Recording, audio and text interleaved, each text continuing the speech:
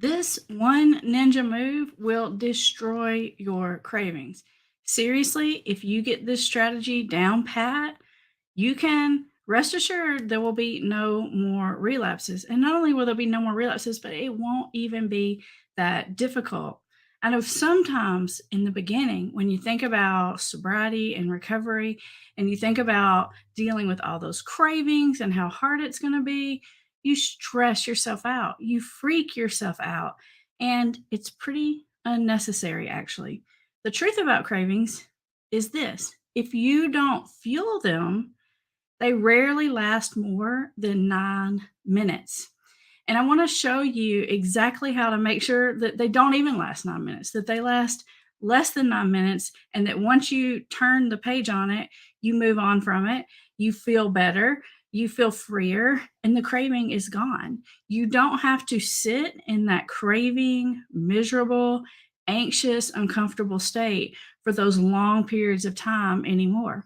If you've ever experienced a craving, put a little hand raised up emoji in the comments or in the chat so I know that you at least know what I'm talking about. I'm talking about one of those cravings that just come on you and it feels like it lasts hours or even days. Now, you may be thinking, well, what kind of craving? Any kind of craving. It can be a craving for drugs, it can be a craving for alcohol, it can be a craving to engage in some other kind of addictive behavior, or I know a lot of you family members are watching this too. And guess what? You have cravings too. Your cravings are to sneak, check, ask, snoop, spy, all of those things that you think, if I could just find out for sure what's really happening and check on this, it will alleviate my anxiety. But it never does. It's just kind of like the same craving for the drug, the alcohol, the addictive behavior. It feels like if I could just scratch this itch, it'll feel better. But it never feels better. It always feels worse. And once you really understand that, these cravings have less hold over you. And at that point, it just becomes about, well, how do I move past this uncomfortableness, this anxiety type feeling, and move on about my day and not get stuck in it? Don't worry, I'm going to give you all the secret ninja moves in this video. But for those of you who are new here, I am Amber Hollingsworth. I'm a master addiction counselor. I've been helping people and families overcome addiction for 20 years now. I know it's a really long time. It makes me feel old every single time I say that. And I created this YouTube channel to give you guys the benefit of all of that wisdom. Now, you may know people in recovery and they have a ton of wisdom. Definitely listen to them. But I've got 20 years of helping thousands of people overcome addiction. I've seen it. I've seen people overcome addiction in every kind of a way imaginable. And I've taken all that information and consolidated it down, and I'm giving it to you right here for free on YouTube. If you can get behind that idea and you want that, whether for yourself or for a loved one, be sure you subscribe to this channel, because not only will it make sure you get access to all that, like plus my bonus videos, not just my regular ones on Tuesdays, Thursdays, but my bonus ones. You gotta be subscribed and hit the bell to get those. And if you're already subscribed, just hit that like button if any of these videos have ever been helpful for you, because today's is going to be a good one. Craving. A lot of times when people talk to me about getting sober, they're like, well, I've gotten sober in the past, and no matter how long it is, I never feel better. I'm always craving. I'm always miserable. And I end up feeling worse than I felt when I was in my active addiction, which usually isn't quite the truth. That's really kind of an addictive thought, because most of the time, when I dig underneath that surface and find out what's really going on, that's not quite the truth. It's this thought, it's kind of a craving thought, if you think about it, because it's this thought, it's this addictive thought that's basically trying to make you give up, trying to talk you into relapsing back into that old addictive behavior. And those are the kinds of thoughts that fuel the cravings. It's that kind of thinking that makes it go on and on and on for like hours and days at a time. But you're in control of that gas pedal. You can choose whether you want to throw gasoline on that craving or whether you just want to throw some water on it and smother that craving and so that it's out of there. The big key here is not to go into your head and gasoline it. Now, what do I mean by gasoline? What I mean by gasolining is you don't want to fantasize about it, remember when, start scheming, planning, um, watching old like movies or videos that remind you of it. You don't want to be like putting yourself in front of triggers, people, places, things, all that kind of stuff. When you do that, you're making it worse. So when that happens, you have this craving, then you start doing things to fuel it.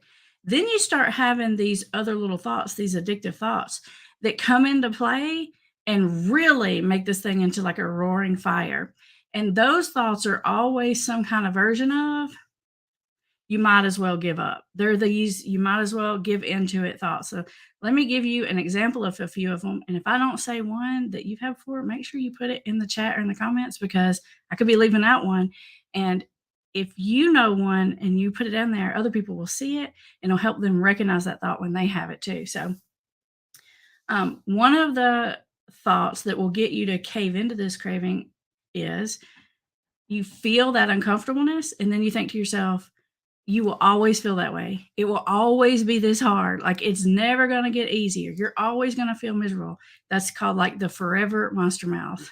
And when you have that kind of thought going on, that makes that craving last a long, long time. And it also makes you feel helpless and hopeless to get past that. But it's not a truth.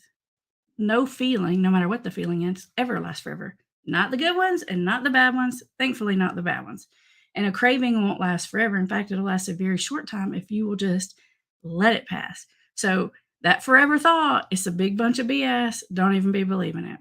Another thought that you might have is you might have this thought of, well, I always screw it up in the end. I always fail. I never make it past this certain benchmark of sober time or whatever it is. And so that thought makes you want to give up because it's like, I know I'm going to fail anyway. Might as well just give into it.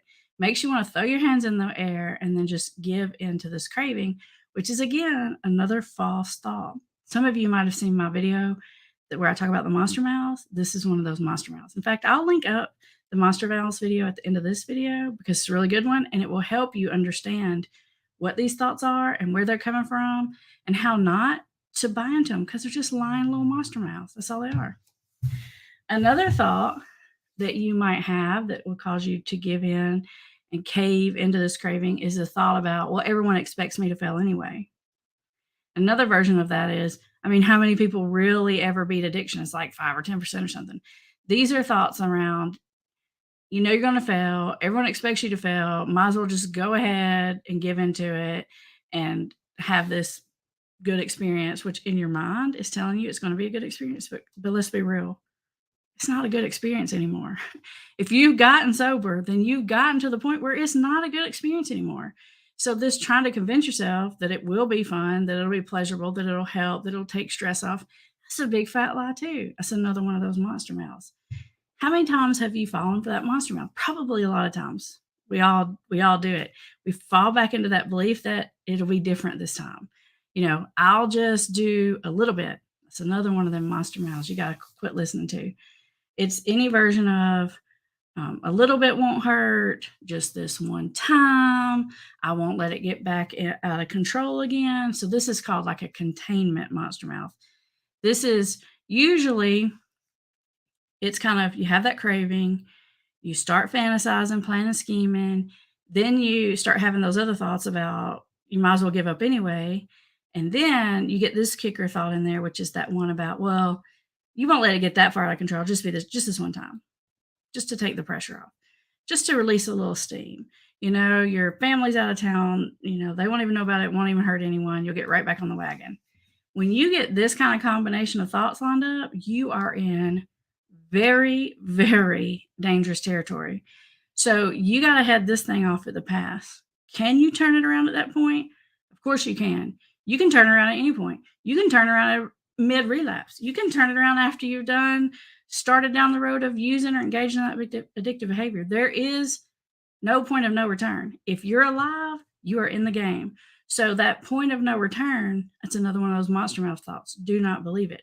But I will tell you this, the earlier you intervene in the cycle, the better, because it's going to be that craving tends to build like a fire. It gets stronger and stronger and stronger the longer you let it go, and it just keeps going like a wild fire out in California or something. We don't need that, right? Let's get it contained quickly.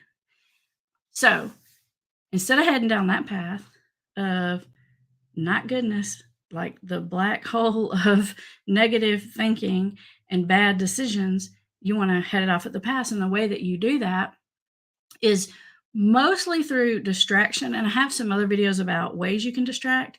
But today I want to like focus in on probably the most effective craving, coping, distraction skill that you can use. And that one is I want you to get out of your own head and out of those negative thoughts and out of that self pity and out of that hopelessness and that might as well give up baloney that's not even true. And I want you to start thinking, how can I get out of myself and do something that contributes to something or some person outside of myself? It's called contribution, to put it simple. How can I contribute in some positive way, some energy of something good? And I'm going to explain to you why this is important. But first, let me tell you how to do it. In recovery, we talk a lot about how you guys have heard me say, if you've watched my videos, you've heard me say connection is the cure to recovery. And that is actually a huge piece of the formula. There's actually two more C's. Connection is one of them. The second one of them is contribution. And that third one, I'm going to save. I'm going to give you that one in a later video. It's coming out soon, so be sure and look out for that. But let's focus on contribution today. Because sometimes when you feel in this craving zone, if it's early recovery, it's hard to feel connected to other people. But if you can ask yourself a simple question of, what's something nice I can do today?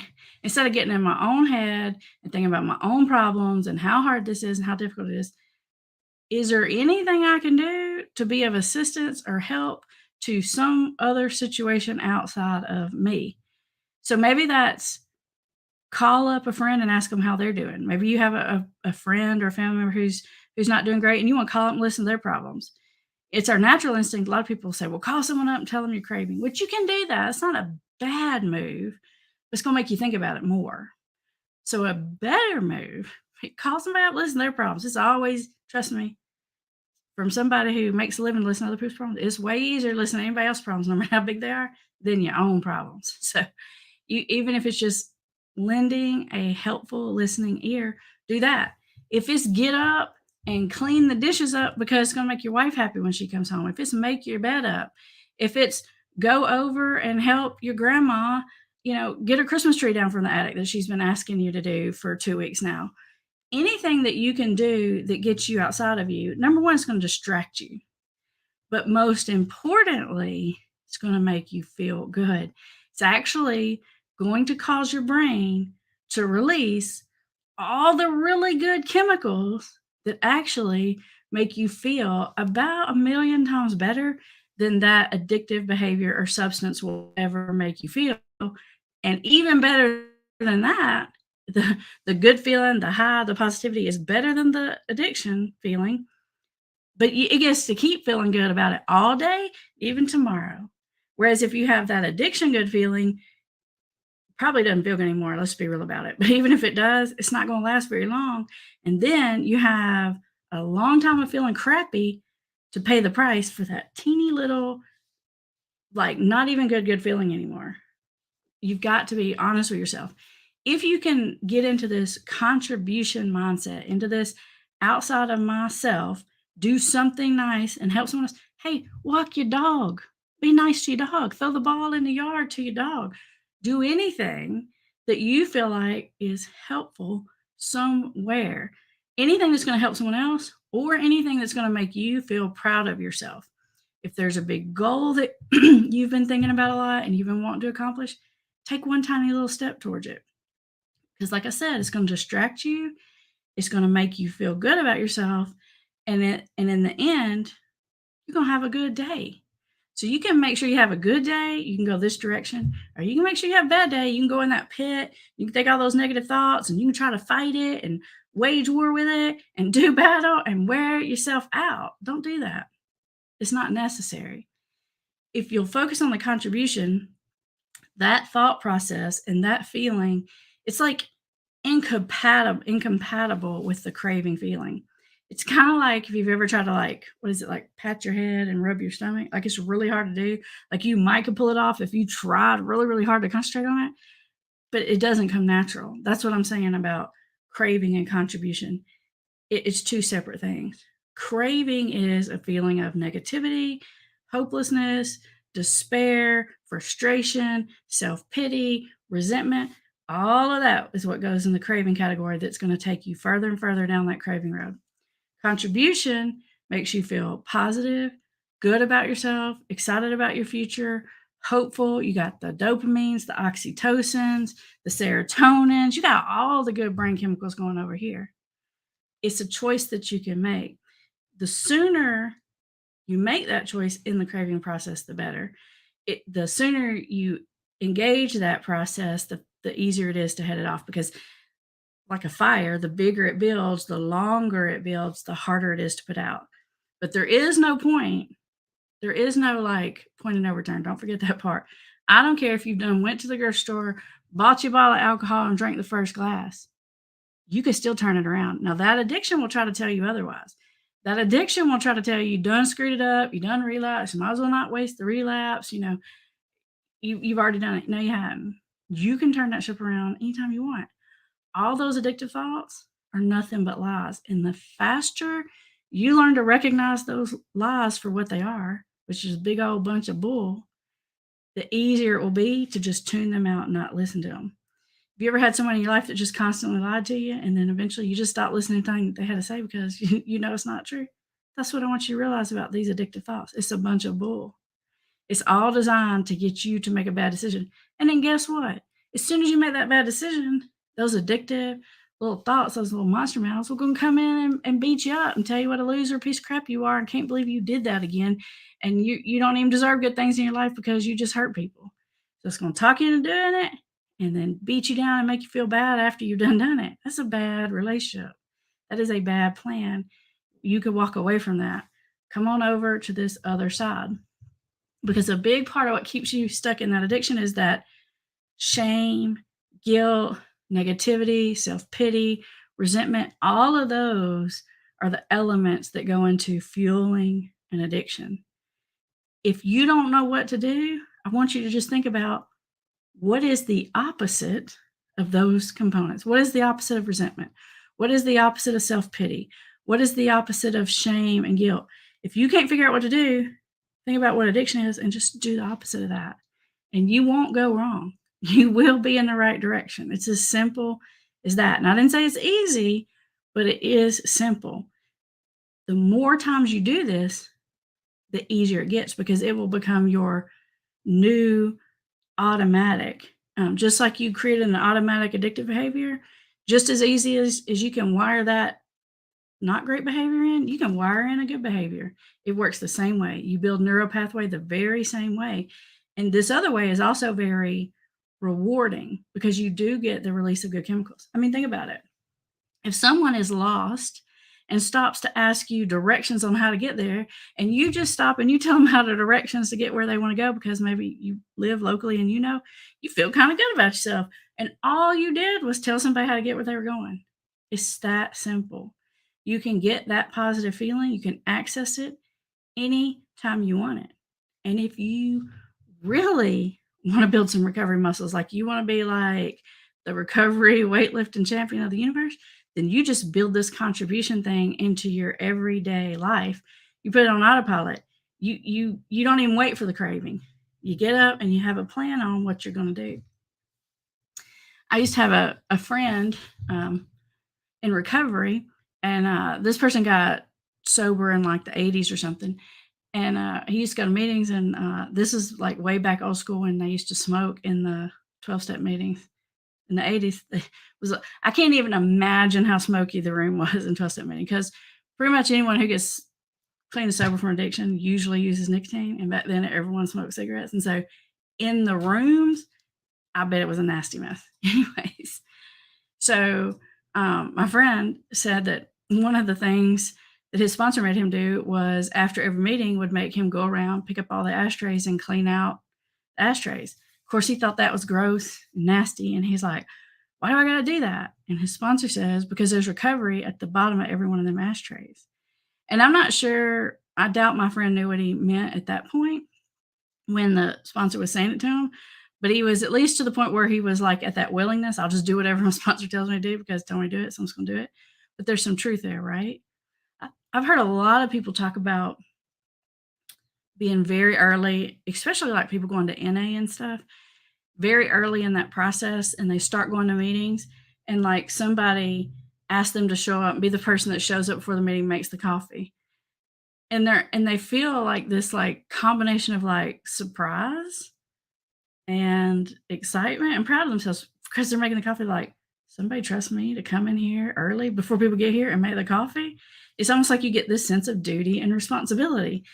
The going to make the coffee is not just something helpful you're doing for the meeting. It's something helpful you're doing yourself. You're learning to be responsible. You're learning to think ahead and plan and be considerate of other people.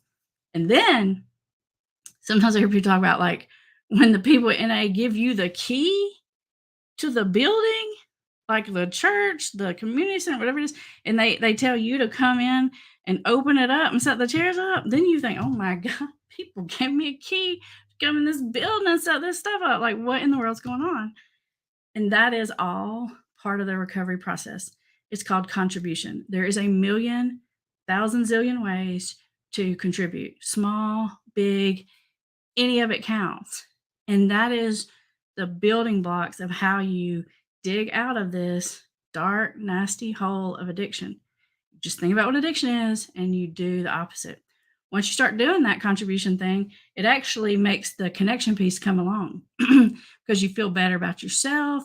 You feel more present and open and engaged with other people. And that allows the connection piece to come in. So these building blocks, these ones that start with the C, they sort of build on top of each other. And the more you do one, the bigger the other two get. And it becomes a momentum issue. All right, so we are about to that point in our live video where we're going to say hello to the people who came and showed up to watch us live. If you're watching on the playback, I appreciate you. I am so glad you're here. I know you work. I'm not mad you weren't showing up live. I'm just glad you showed up. I appreciate it. But before we do that, I will remind you, as always, there are always more resources in the description. I think I have my link in there to our free resources page, our free family Facebook group. There's all kinds of resources, so make sure that you check those out. And let's say hello to the people that are here. We'll take some questions and some comments. If you're not watching live and you'd like to show up on one of our lives, we are live every Thursday at 1 p.m. Eastern. And so we would love to have you here, and that will give you a chance to comment, question, interact with other people. So maybe we'll get to see you the next time on live. Let's see who's here today. Let's see here. Hey, Naisha and Carolyn from Salt Lake City, Utah. Mimi is from New Orleans. Hello. Be Present is here. Anthony is here. I like your little profile with your little red Sonic in there. Married a long time. Let's see. Colin is here. Steph is here. Alicia's here. Sadie. Alicia's from California. Angier is a question. Let's put this up here. Does anyone know where Albogaine can be found? My daughter has been in rehab and she is now homeless and her boyfriend thinks nothing can help her. I'm sending this video to her. All right.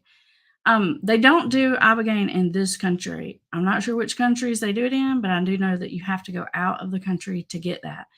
It's not like an approved methodology. I'm not saying that it doesn't work. I'm just saying it's not something that they do here in the United States, but they do it in other countries. So if you know other countries, you guys let Angier know.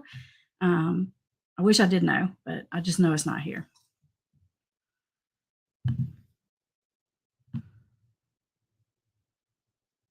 Anthony says, I seem to fuel my cravings against my own will. Not anymore, Anthony. You have the solutions. Those cravings have no power over you. That first thought that pops in there that triggers that craving, you can't control that first thought, but you can control that second and third one. You can get back in the driver's seat very quickly.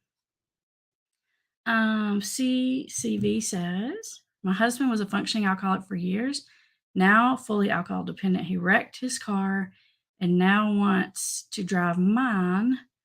We co-own both cars. Should I refuse to give him the keys? You guys let CCV know what you think about that. That's a tough question. Especially when he's going to say, well, we co-own, like my name's on that car too, or something like that. It's going to be a difficult conversation to have. Hey, Yogi. Hey, Luana and Daniela from Brazil. Why cravings always stronger after meditation due to cure psychosis caused by substance use? Hold on, I'm like totally confused by what this is saying here. Cravings always stronger after meditation to cure psychosis. Are you saying meditation or are you saying medication? Are you saying that the medication for the psychosis causes more cravings? I haven't heard that before. I'm not sure. Is anybody in here having experience with that? I know SoberLink would be perfect for my alcoholic spouse. He tries to quit and repeatedly relapses, won't agree to treatment. Should I buy SoberLink for him without his proof? Absolutely not. You should talk to your spouse about the SoberLink, because not only would you be buying a device, and if he doesn't do it, then you wasted your money, and it's not like super cheap. But with SoberLink, it's kind of like a cell phone. You have to get the device, and you also have to sign up for the monitoring service like you do like a cell service. So you want to get the person on board before you do this. And I have some videos where I talk about SoberLink and talk about how to have this conversation, but you want to use SoberLink as a preventative. For those of you who don't know, SoberLink is an alcohol monitoring device. Our video that just came out on Tuesday is about, talks about SoberLink. It's not about SoberLink, but it does talk about SoberLink. So if you're interested in that, check out the video from Tuesday that was just released. You definitely want to get permission. You don't want to do something like that. That's just going to start a fight and an argument. But you can talk to them about it, especially if what you're saying is your spouse wants to quit but keeps having relapses. Then your spouse may very well be open to that. Especially if you present it as an alternative to going to treatment, he might even be more open to that. So try that. And then he says, I just need a library of your videos and you should be good. Well, you are in luck. There is a monster library of them right here on YouTube. There's so many of them, I can't even remember them all. And I do have them in playlist, which sometimes is helpful for you. Hey, Saran. DJ Mystic says, I was sober for 95 days and relapsed for 5 days, now sober again for 2 days and never looking back. I like it. That is wonderful. You can't erase your 95 days. You took a break and you figured out in those 5 days, it's still no good in there. I like to say, yeah, still sucks, still doesn't work. And it just made you remember why you wanted to stop, and you get right back on track. And now you're on day 97, right? You had 95, you lost 5, but now you've got 2 more. So in my mind, you're on day 97. Very nice. Does Prozac make alcohol cravings worse? I've never heard that before. Has anyone heard that before? That's not something I've heard. Let's see here.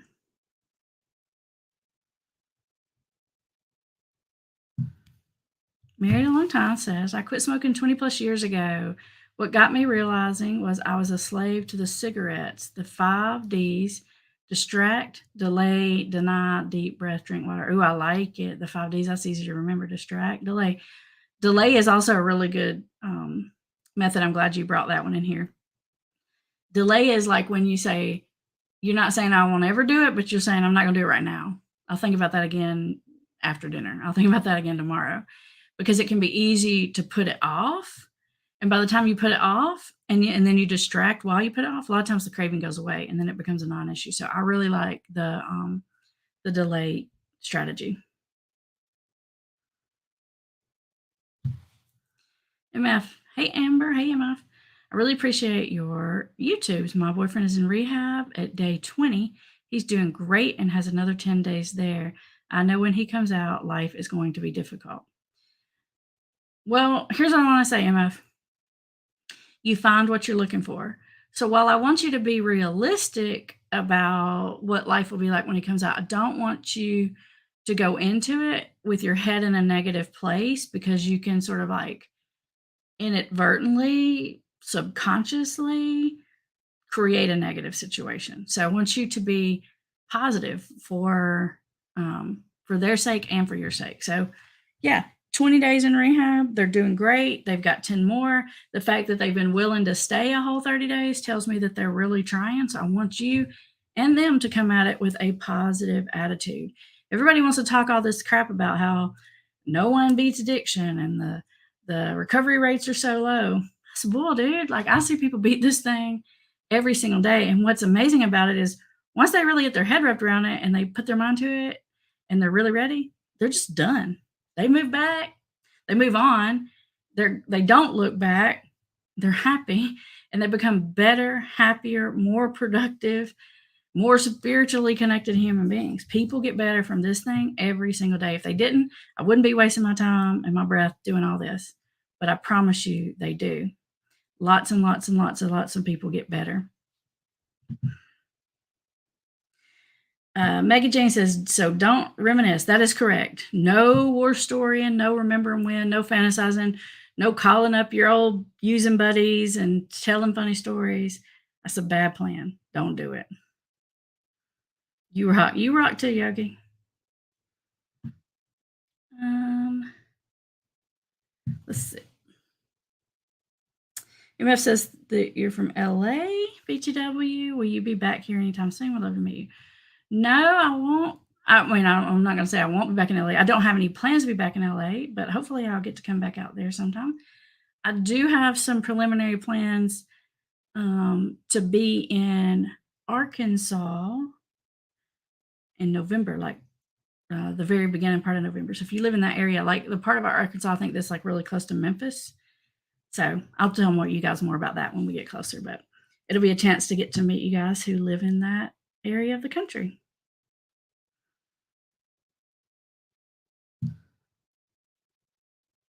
I like this right here. We the Rabble says short term relapse equals research mission. Yep, still sucks. Back to sobriety. That's right. It's just a confirmation. Nope, still sucks in here. Still ends the same every time. I don't think I like this. That's right. Do cultural differences affect counseling? I'm sure that cultural differences can affect counseling, no doubt. Um, I would say probably as much as cultural differences, personality differences, because counseling is about a relationship. And what is most important is to just have a person that you relate to, that you like, that you connect to on a personal level. If you don't connect to your counselor on a personal level, it's just really hard to let your guard down far enough to get like honest and depth and trust enough going to get really good stuff out of counseling. So um, personality and relationship definitely matter when it comes to counseling. Not so much when it comes to like psychiatry and doctors. Well, if your psychiatrist does counseling, that's different, but most of them just do the medicine. I say, if they're a good doctor and they know what they're doing, you're in there 15 minutes, you tell them what's going on, you're in, you're out, whatever. You don't have to, they don't have to be your best friend, but your counselor, not your best friend, but you do need to trust them as a person. So relationship matters.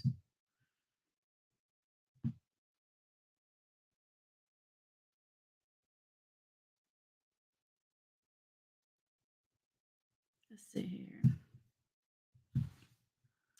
I'm Asian and now in the US. I tried to do counseling for my addicted son. It didn't work because of the culture at home and outside. So my question is, do I need to find an Asian counselor for him? What you're saying is you found a counselor for your son, but there seem to be cultural differences. I'd probably almost want to hear a little bit more about the situation. Is it Joyty? Am I saying that right? I feel like I'm saying that wrong. I apologize if I'm mispronouncing that. Um, is it really the culture? Is it timing has a lot to do with counseling? Is it personality? I bet there are more factors involved. I'd need to learn more to be able to give you like a more accurate, effective piece of advice on that. But ask your son. Ask your son why he thinks it didn't work. And listen, is he telling you why he really think it doesn't work? Or is he just saying, like, I just don't want to do counseling because I don't want to quit? Like, you got to kind of weed through that and figure out what's what.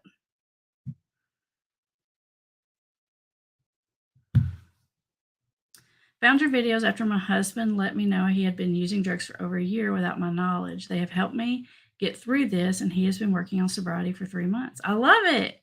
Thank you so much for the positive feedback on the videos, but also just for sharing the positive progress that you're making. Because, like I said, people need to hear that. If you want to talk a bunch of negative crap about people don't get better from addiction, that's ridiculous. People get better all the time, and we need to hear stories like this. Thank you for sharing that.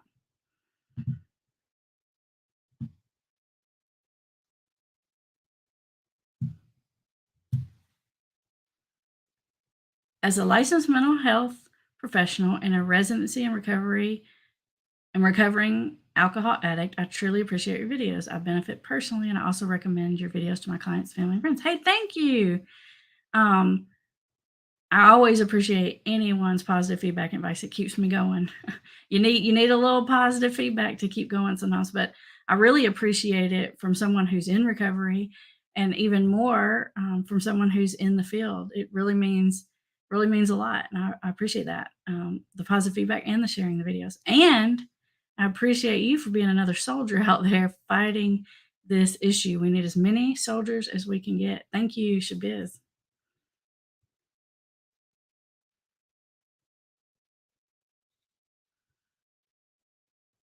Serene says the principle of contribution is deeply embedded in the 12-step programs. I've come from the clean ashtrays generation. You come from the clean ashtrays generation, like from the 80s, where and maybe even the 90s, where they had the smoking in the rooms. Yes, it is. It is deeply embedded in the 12-step tradition. It is the 12th step, right? Continue to carry the message. That's one form of contribution, but there are many other forms of contribution that aren't sort of spelled out really directly, but just like you're saying, it's sort of woven in, sometimes directly and sometimes indirectly, into those steps. You're exactly right. And for those of you who don't like the steps, that's cool. You don't have to do the steps, but you do have to do the contribution. Find your own way of doing it. If you do it, it works. If you do it through the steps, that's cool too. Reach out to someone in our church who's a counselor at, is it Minnesota Adult Teen Challenge? He'd prefer if my husband reached out to him for counseling through our church. My husband has definitely contemplated it, but then doesn't. Is it bad if I have a counselor send my husband a text and reach out to him first? He's had 9 weeks of sobriety with no outside help and relapsed 2 days ago over his 50th birthday. Now sober again for about a week and a half. So my answer to that is it's okay to do that if your husband gives you permission to do that. Say, hey, is it okay if I give them your contact information? If your husband says yes, then do it. If your husband says no, then don't do it. Because your big priority is to do the best you can. Sometimes you can't always, but whenever possible, you want to remain in alliance and let them know you're on their side. You are not going behind their back. You're there to be helpful, not to force anything. That creates the trust. And your husband may say, yeah, that's totally fine, and that might just be just that little nudge he needs to take the big step. So totally do it, but ask first. Shabiz has a piece of feedback about the culture. Culture is definitely a factor. However, I found that I've been able to establish rapport with diverse people from diverse backgrounds and diverse settings. It's truly about congruence and being genuine.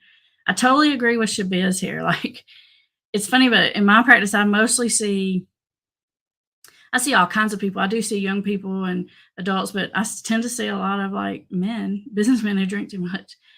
And are they different than me? They're very different than me. They come from different backgrounds as me. But the thing of it is being human is being human.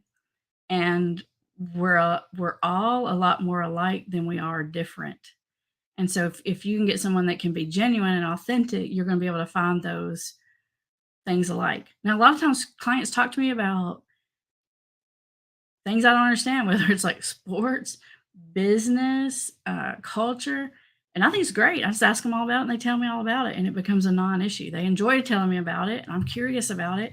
And then it makes it not weird. I say, "Well, what is that like? Well, what are the expectations like? Well, how would your family do this?" And then it kind of removes it. It's about the connection.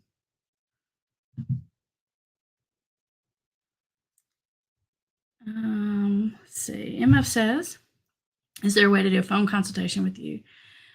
We do offer phone consultations, virtual, like via Zoom, and we do offer email consultations as well. You can go on our website and look at those. There are options to do that with me, but there are also options to do that with our family specialists like Campbell and Kim and Scott, who are also awesome.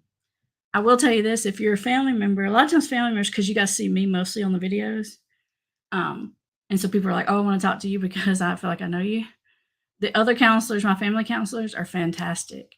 And a lot of times people will call me for the consult as the family member, and they're like, "I just need support. I need help getting through this." And I'm like, "Man, you should have talked to Kim or Campbell or Scott because they got your back." When you call me up, I'm going to talk to you about your addicted loved one. I'm going to say, "This is what they need." If you need some support as the family member and you want somebody to be on your side and help you hold boundaries and see your point of view, you want to talk to one of them. I mean, I got your back as much as possible, but my brain immediately goes to what the addicted person needs because that's the person that I spend most of my time dealing with, and my brain just immediately analyzes that. Whereas Kim and Campbell and Scott, they think about what you need. They got your side. They're your lawyer. So keep that in mind for anyone who wants to book a consultation. But yes, you can do that. Um, let's see. My husband don't stop. My husband don't stop to use substitutes every time he stopped using his drugs of choice. Then he uses more and more. In a few months, relapses over and over again. He's on Suboxone. Any recommendations? Is what you're saying is your husband when your husband stops one thing, they end up using something else. I think that's what you're saying, but I'm not sure. That could be part of the bargaining process that I talk so much. If you've seen any of my videos on the stages of change, you might have heard me talk about the bargaining, the trial and error, the cutting it back, the use this and not that. It's all part of the bargaining process. And does it work? No. But it is necessary to sort of move through all that trial and error to get out to the other side. So if you haven't seen those videos on stages of change and bargaining and that kind of thing, definitely check those out and it'll help you. Can't skip that stage, but you can speed it along, and those videos will help you figure out how to do that.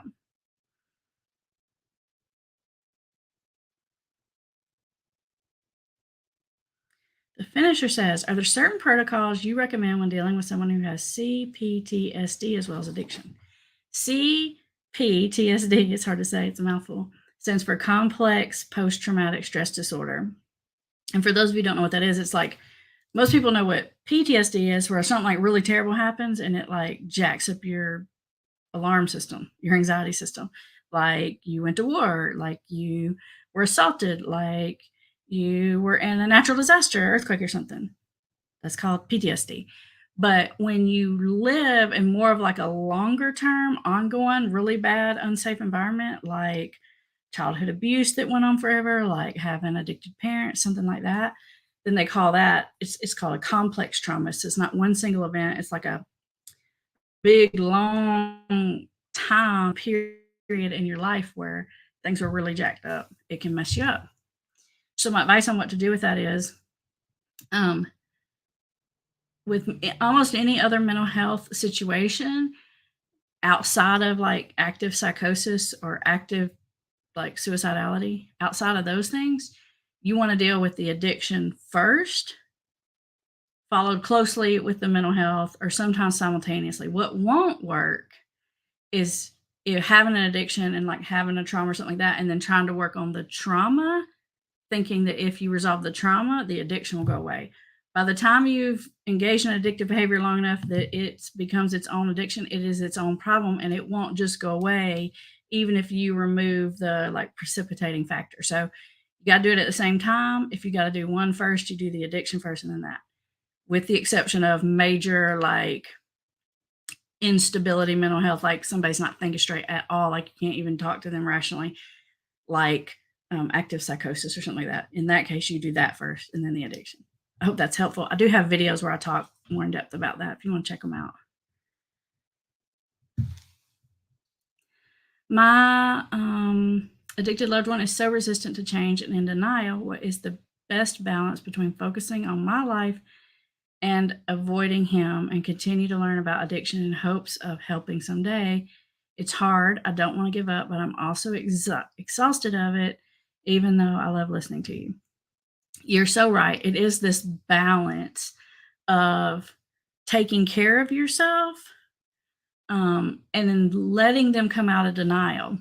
The letting them come out of denial is a sort of a formula, a combination of things, which involves um, empathy, positive reinforcement, and natural consequences. So it means you let the bad things happen. You don't make the punishments. You just let the natural crap happen, the messes that they're making. You let them make those messes. And when they make those messes, you are empathetic about it. You create trust, relationship, you positively reinforce, moves in the right direction. And that is the combination that gets someone out of denial. I'm not sure if you are in our invisible intervention program, but if you're not, that's the kind of thing that we teach in there. It's like it takes down that formula I just told you in that quick version and breaks it down into step by step by step exactly what to do and when to say what things, how to say it, all that kind of stuff to get someone out of that denial state. And it also in the invisible intervention focuses on the taking care of you. But you're right, it's a balancing act. The more you take care of you, the more resilience and energy and fuel you're going to have in your tank to be able to do the things that they need to help them. If you don't take care of you, you're not going to be able to help them. If you don't take care of you, you're probably going to end up making them worse, even though you're trying really hard not to. You got to have the fuel to be able to do that. Now, as it says, I am right now in Los Angeles, California. My son lives here right now, and he is homeless. We are here to see him. We think he's not ready to live in sober living. He made the decision to try methadone. I would still try, and as I would still try, if you're there and you have regular communication contact, I would still try some of those techniques that we're talking about in the invisible intervention, or I've got a whole playlist about getting someone out of denial. I would try those things. Some of it's communication techniques, some of it's positive reinforcement, those kind of things to help someone move through those stages of change. All right, up next, I want you to watch this playlist, which is all about relapse prevention. When you put together those techniques with this technique we talked about today about craving, now you have a really good relapse prevention program. I'm going to put those videos up here for you next. I will see everybody next Thursday at 1. And don't forget, as always, there are more resources in the description. Thanks for hanging out. Enjoyed it.